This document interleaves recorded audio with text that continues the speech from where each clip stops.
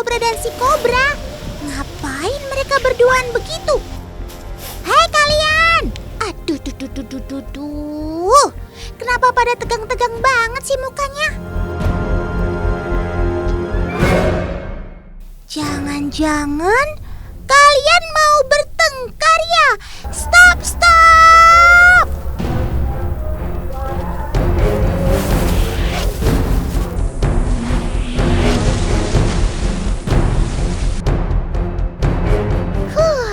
Syukurlah si Kobra akhirnya pergi. Ingat loh teman, King Kobra adalah ular yang sangat berbisa. Jadi hati-hati kalau bertemu dengan ular ini.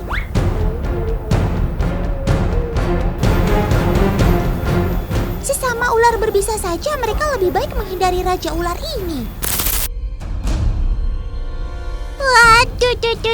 Waduh, Otan paling gak tega deh lihat yang begini.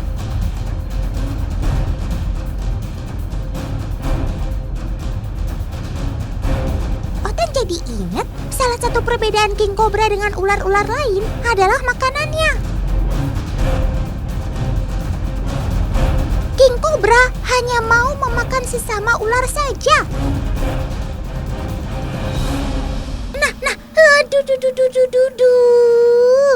Yang sabar ya kamu, Sob. Hari ini kamu jadi santapan makan siangnya Sobat Otan. Saat King tancapkan taringnya, bisanya yang mematikan akan melumpuhkan mangsanya seketika.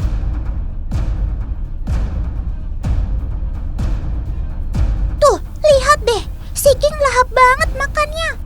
Pelan-pelan, Sob, nanti tersedak.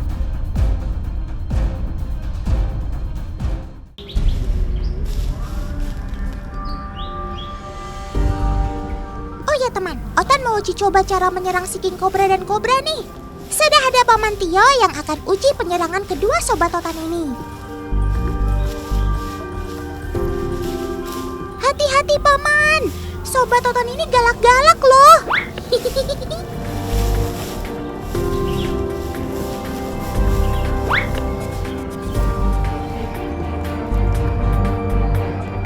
Coba kalian perhatikan leher mereka berdua saat berdiri. Kobra akan membentuk lekukan seperti sendok dan tudungnya lebih pendek. Sedangkan King Kobra melakukan lehernya lebih panjang ke bawah. Dan bentangan leher kanan dan kirinya panjang sampai ke bawah.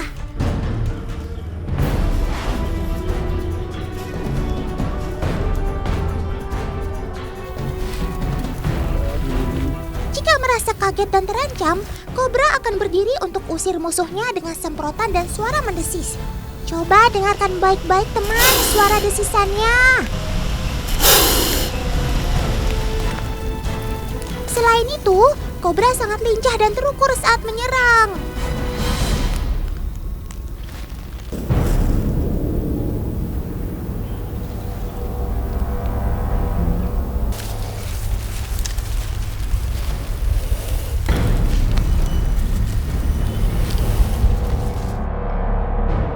Meskipun badannya lebih kecil bila dibandingkan dengan King Kobra, kita harus sangat waspada teman.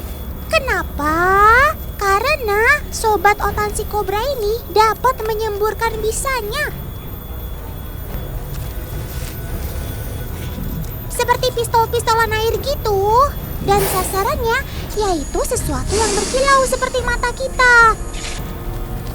Dan semprotannya ini bisa menyebabkan kebutaan loh teman. Serem banget kan? Kalau teman-teman gak percaya, kita uji coba semprotannya saja yuk. Sudah ada nih alat bantu yang dibentuk menyerupai tubuh manusia. Oke, sekarang kita lihat reaksi Sobat Otan ini ya.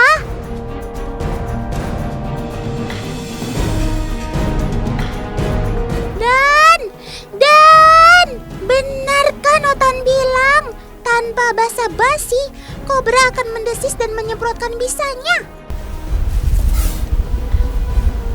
Otan ngumpet aja deh, takut disemprot.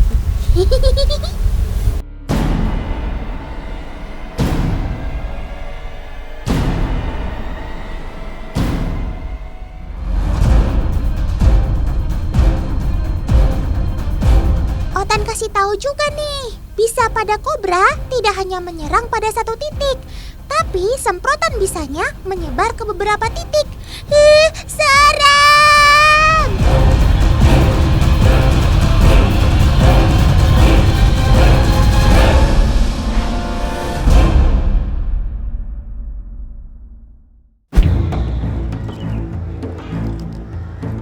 Hats, itu ngapain Sobat Totan sendirian begitu? Hei kamu, kita main yuk. Oh iya, teman-teman di rumah sudah pada tahu dong sama Sobat Totan yang satu ini? Yaps, ular sanca kembang atau dikenal juga dengan piton. Ular ini cukup mudah dikenali teman, karena ukurannya cukup besar. Piton juga merupakan ular yang tidak berbisa. Tapi jangan coba-coba bermain dengannya teman, karena si sanca akan jadi lebih buas apabila dalam bahaya atau terdesak. Lihat saja, gerakannya dan reaksinya begitu cepat. Hap! Otan saja yang melihatnya serem begitu. Posisi tubuhnya itu loh teman, sudah dalam posisi menyerang. Tenang Sob, tenang. Otan baik hati dan tidak sombong kok.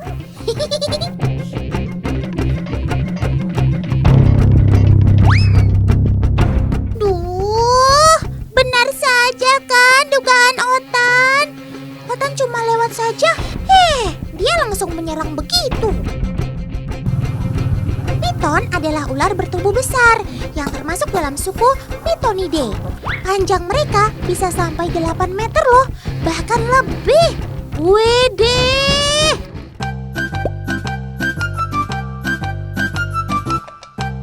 Ingat ya teman, ular piton tidak memiliki bisa racun. Namun, ia memiliki kekuatan lilitan yang sangat hebat. Kalau nggak percaya, Otan mau uji coba lilitan Sobat Otan ini teman. Sudah ada timbangan yang dikalungkan ke badan Paman Gana. Dan juga Paman Tio yang akan bantu lilitkan ularnya.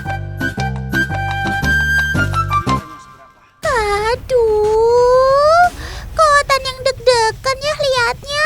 Hati-hati ya paman-paman. Sobat Otan ini tak kenal ampun loh.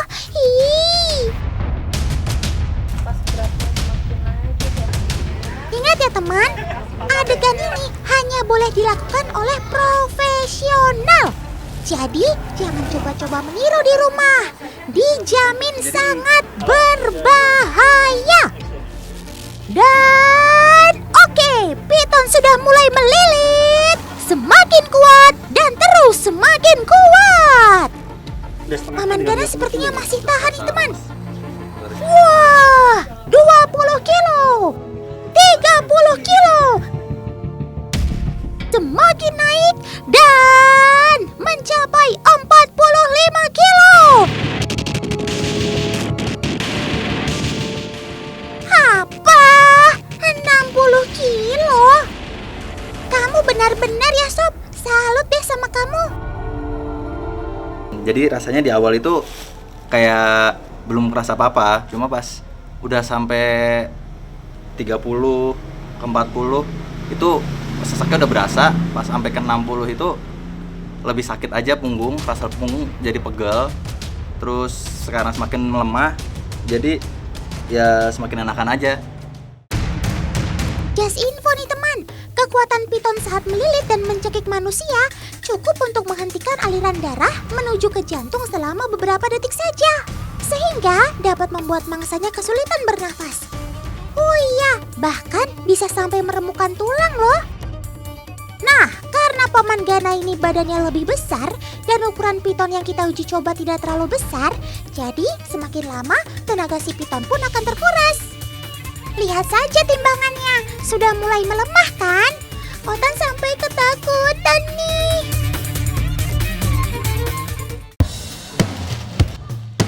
Oh iya teman, bagi penyuka aktivitas alam bebas seperti berkemah, pasti pernah mendengar soal meletakkan garam di sekitar tenda kan? Dengan tujuan agar ular atau binatang melata lainnya tidak masuk ke dalam tenda dan membahayakan nyawa. Nah, Otan mau membuktikan nih, apa itu mitos atau fakta. Udah ada Paman Tio yang akan taburkan garam secara melingkar. Selanjutnya, kita akan masukkan Sobat Otan ke dalam lingkaran garam ini. Apa yang akan terjadi ya?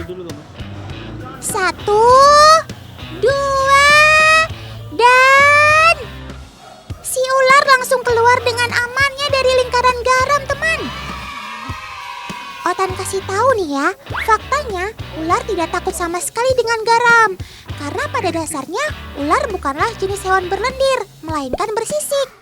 Jadi garam sama sekali tidak membuatnya takut, apalagi melukai tubuhnya. Garam hanya efektif untuk binatang yang berlendir, seperti lintah dan juga siput. Ngomong-ngomong soal berlendir, sebagian orang masih mengira kalau sisik ular itu berlendir.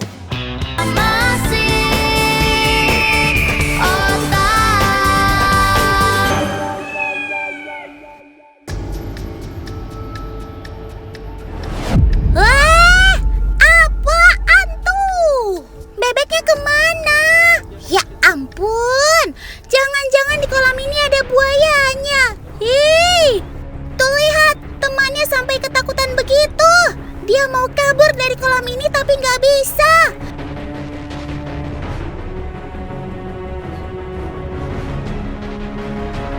Ayo sob, cepat kabur dari situ. Wow, apa itu ya barusan? Bebeknya sampai terpelanting begitu. Kita lihat dalam gerakan lambat.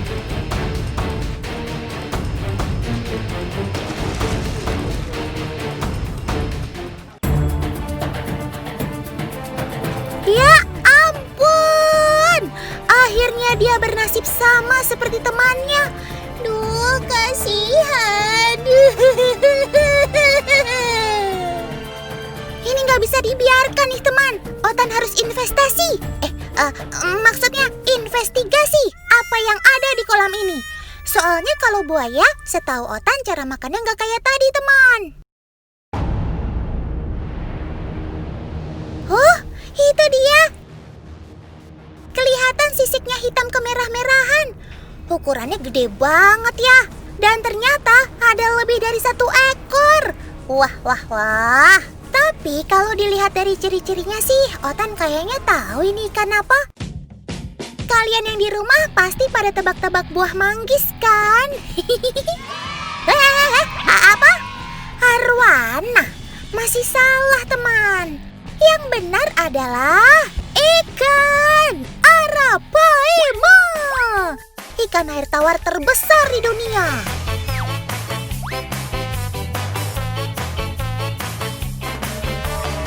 Semakin tua, sisik arapaima memang akan semakin kemerahan teman. Gak heran di negara Brasil, ikan ini disebut pirarucu, yang berarti ikan merah.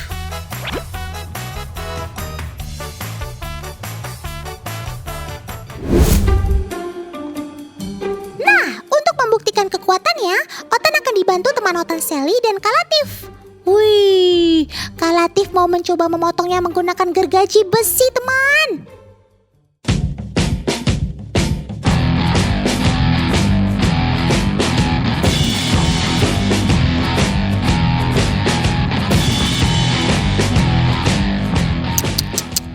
Ternyata beneran keras teman. Bahkan gergaji besi aja nggak mampu menembusnya. Sisiknya hanya lecet sedikit. Tuh lihat, luar biasa. Wah, Kalatif rupanya masih penasaran. Sekarang dia mau memotongnya dengan golok. Hah? Pakai golok masih belum tembus juga. Ini sisik atau baja sih kok keras banget. Otan jadi penasaran banget nih. Terbuat dari apa sih sisik predator Amazon ini?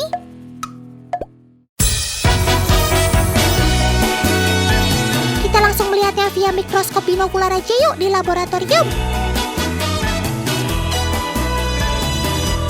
Wah, ternyata begini teman struktur sisik ikan arapaima. Bagian luar sisik terbuat dari mineral semacam kapur yang sangat kuat dan keras. Sementara di lapisan bawahnya tersusun atas serabut-serabut kolagen yang lebih lunak. Pantesan ya kuat banget.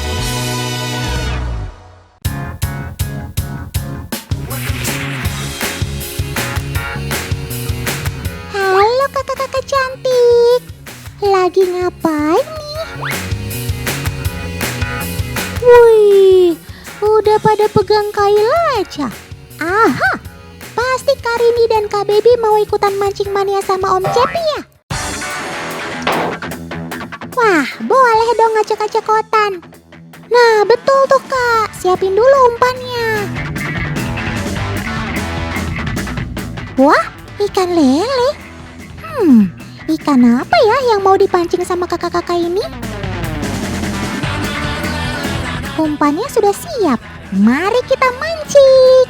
Asik.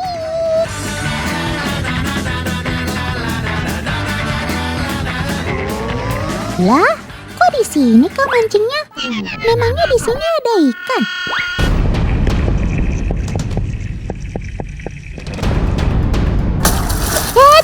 Cepet. Aduh.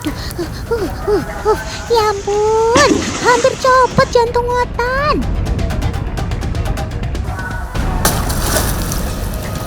Bunyi dentumannya kayak petasan tahun baru aja.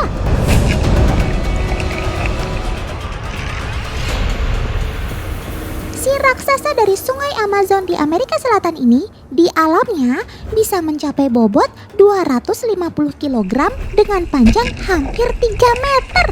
Cakep! Kelihatannya sih ia ikan yang tenang dan gak banyak gerak ya. Tapi jangan salah, ikan arapaima memiliki kecepatan tinggi pada rahangnya ketika mencaplok mangsanya loh.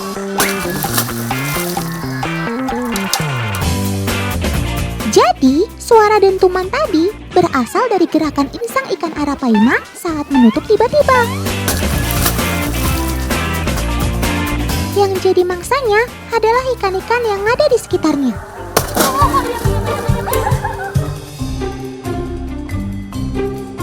Kali ini, Otan akan membuat uji coba.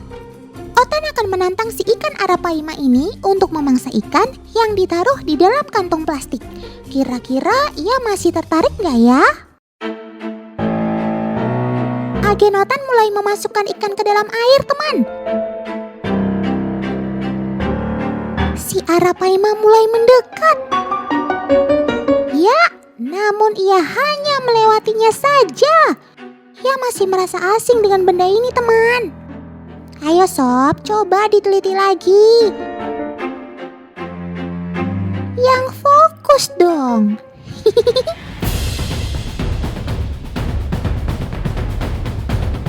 Yah, lagi-lagi cuma lewat. Kalau dari gerak-geriknya, sepertinya ia mulai mengamati dan penasaran.